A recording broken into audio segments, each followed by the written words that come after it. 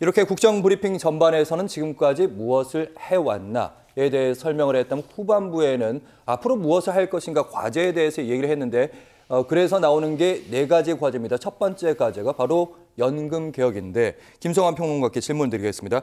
그러니까 청년층, 중장년층 보험료를 내는데 국민연금 보험료를 내는데 이 보험료의 인상 속도를 자동화하겠다. 대충 무슨 말인지는 알겠는데 정확히 좀 설명을 해주세요. 예. 그러니까 만약에 국민연금을 개혁해가지고 그러니까 지금 내는 돈보다 더 많이 내야 되는 거잖아요. 예. 그래서 이걸 이제 일종의 그 연금 기금이 고갈될 것에 대비해서 미리 한 0.5%포인트씩 올려가지고 한 8년에 걸쳐서 국민연금을 올리겠다는 뜻이에요. 근데 그 올리는 속도를 20, 30대 청년층은 절반으로 떨어뜨리고 그다음에 40, 50대의 경우에는 연금을 이제 주로 40, 50대가 납부를 하니까요. 왜냐하면 60대부터 65세까지는 공백기가 있고요. 지금 65세부터 앞으로 이제 저 같은 경우에는 65세부터 받게 되거든요. 근데 지금 노령 세대의 경우에는 62세부터 받는 분들도 굉장히 많이 계십니다. 근데 그렇게 하면 지금 청년층의 경우에는 나는 많이 내고 조금만 받는 그러니까 재정 기금이 고갈되기 때문에 그렇게 되는 것은 이거 상대적인 불이익을 받는 것 아니냐. 그래서 국민연금을 가입하는 걸 기피하는 현상이 나타나고 있거든요. 이제 그걸 겨냥해서 얘기를 한 건데요.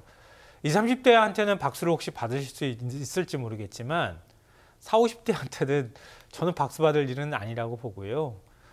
지금 고령층은 부담이 전혀 없으니까요. 국민연금 초기에 납부하신 분들입니다. 이분들은 아마 본인이 납부하신 거에 훨씬 많은 금액을 지금 받고 계십니다. 그렇다면 40, 50대는 윤석열 대통령을 지지하지 않은 세대이기 때문에 이렇게 해도 되는 건가? 이런 좀 의심을 할 수밖에 없는 상황인데요. 이거 뭐 개인적인 감정으로 제가 말씀드리는 게 아니고요. 저는 국가란 무엇인가라는 걸 물어보고 싶어요. 국가는 기금을 모아가지고 기금이 고갈되면은 돈 안 주는 게 국가입니까? 그건 아니거든요. 그러니까 국가의 책무는 국민들의 노후보장까지도 책무를 갖고 있는 겁니다. 근데 그거를 단순히 기금 고갈의 문제로 평가할 수 있겠는가? 이걸 좀 질문하고 싶고요. 납부한 것에 따라서 그 부담에 따라서 국민연금을 받는 이런 방식으로 우리가 운영하고 있는 게 아니고요. 능력에 따라서 납부하는 걸 기본 원칙으로 하고 있는 겁니다. 사회보장보험은. 예를 들면 20, 30대에 돈을 많이 버는 친구들은 많이 내는 거고요. 40, 50대의 자영업자나 비정규직은 아무리 40, 50대라 하더라도 많이 벌지 못하면 조금 내는 겁니다. 근데 40, 50대는 40, 50대라는 이유로 많이 내야 되고 20, 30대는 고소득층인데도 불구하고 조금 낸다? 이게 사회보장 원칙에 맞습니까? 도대체 이거를 지금 인기영합으로 얘기를 한 겁니까? 전 세계에서 이렇게 국민연금을 납부하는 나라가 있습니까? 제가 알기로는 없습니다. 이걸 지금 구조개혁이라고 얘기합니까? 그럼 국가는 국민을 어떻게 책임지겠다는 얘기입니까? 그러니까 이런 문제, 그러니까 가장 근본적인 문제부터 시작해가지고 윤 대통령이 지금 추진하고 있는 정책이라는 게 무언가라고 질문할 수밖에 없는 상황인 거예요.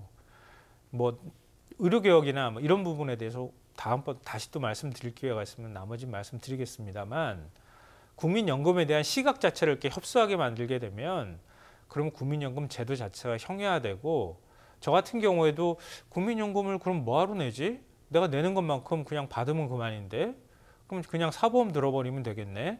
이런 생각을 안 하겠습니까? 이렇게 하는 걸 개혁이라고 말하면 안 된다. 이건 굉장히 위험한 발상이다라고 생각합니다. 네, 연금개혁의 큰 방향성도 좀 동의하기 어렵다 이런 말씀으로 들었는데 두 번째 과제는 또 다뤄보도록 하겠습니다. 의료개혁 부분이었습니다. 그러니까 전공의가 아니라 이제 전문의 그리고 진료지원 간호사를 통해서 상급 종합병원 운영하겠다. 그리고 필수 및 지역 의료 수가도 개선하겠다. 뭐 재정 지원도 좀 하겠다 이런 말을 했습니다. 그러면서 기자의 질문이 있었으면 질의응답이 있었는데 지금 의료 현장이 지금 어떻다고 생각하십니까? 대통령께서 이렇게 질문을 했는데 대통령의 답변이 이랬어요. 예. 의료 현장 지금 가보십시오. 심각합니다.가 아니라 의료 현장 지금 비상진료체계 원활히 가동되고 있다. 문제는 조금 있긴 하지만 이렇게 얘기하더라고요. 어떻게 보셨는지.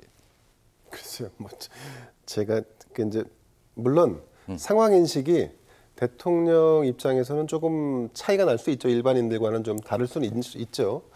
그런데 지금 이 국정 브리핑을 하면서 가급적 국민의 입장과 그 질문하는 기자들의 입장, 관점에서 답변을 하는 것이 아무래도 국정브리핑의 효과를 높인다라고 하는 측면에서 그게 바람직한 방향이겠죠.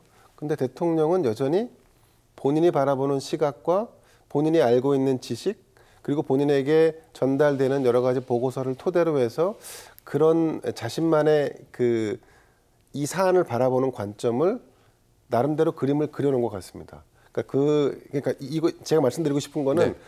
국민적 시각과 대통령의 관점에 괴리가 분명히 존재한다라는 것을 보여주는 답변이었다 이렇게 평가를 합니다. 네, 근데 방금 김대현 시사평론가 말씀 혹시 올라가는 보고들이 그런 것들이 아닌 것인지? 당연히 그렇게 보고가 올라가고 그 예. 보고를 토대로 해서 거기에 그 보고서의 토대로 만들어진 어떤 이 응급 의료 현장이나 아니면 그러니까 병원이나 이런 것을 보게 되니까 본인이 보고받은 대로 병원의 상황이 그렇게 뭐랄까 이거를 대통령이 그러니까 대통령이 말씀하신 그 네. 응급실의 현장과 네. 우리가 알고 있는 그 응급실의 현장이 그건 다를 수 있죠. 다른 것 같아서요. 왜냐하면 참모들은 보고서에 기록된 대로 대통령이 그 현장을 볼 수 있게끔 이거를 인위적으로 얼마나 가공하고 틀을 만들지는 모르겠습니다만 가급적이면 대통령에게 보고된 내용의 현장을 보여주려고 해서 그 현장으로 노출시킬 거 아니겠습니까?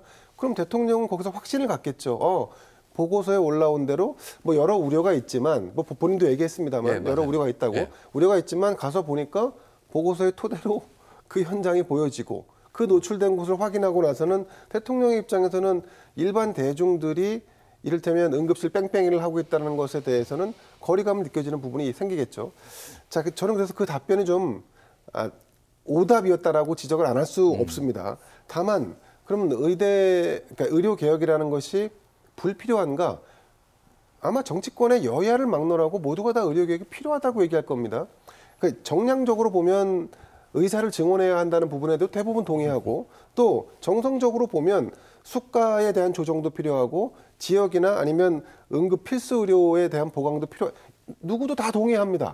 자, 그런데 그건 방법론의 문제인데 그럼 개혁이 필요한데 개혁은 늘 저항을 수반하니까 그 저항을 조정하는 것이 아니라 밀어붙여서 뚫고 나갈 것인가 아니면 조정해서 조금 우리가 목표했던 그 개혁의 어떤 목표치를 도달하지 못할지라도 그 밑단에서 보다 안정적인 개혁을 유지할 것인가.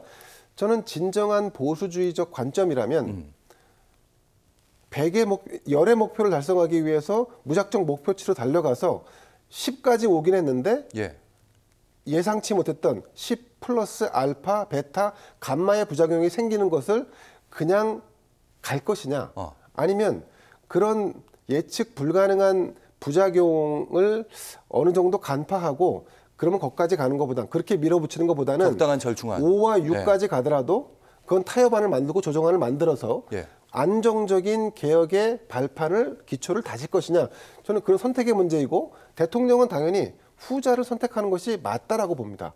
그런데 지금 윤석열 대통령은 그 타협안을 제시하지 않고 있습니다. 이를테면 반발하고 있는 의료계에 대해서 당신들의 반발을 일정 정도 부정적인 시각으로 바라보고 있기 때문에 그건 내가 꺾거나 극복해야 할 대상으로 인식하고 있고 여기서 대통령이나 정부가 양보할 수 없다라는 관점을 확고히 하는 순간 이거는 이를테면 개혁은 수치에 도달할 수 있을지 모르겠지만 그 개혁이 예측 불가능한 부작용과 그러니까 원하지 않았던 모습의 의료의 또 다른 양태를 낳을 수 있다는 것. 저는 거기까지 예측을 해야 한다라고 보는데 오늘 대통령의 국정브리핑은 안타깝게도 그런 부분에 대한 예측이 없고 오히려 이 의료개혁에 대한 자신의 강한 고집과 신념을 보여주는 그런 자리 아니었나 싶습니다.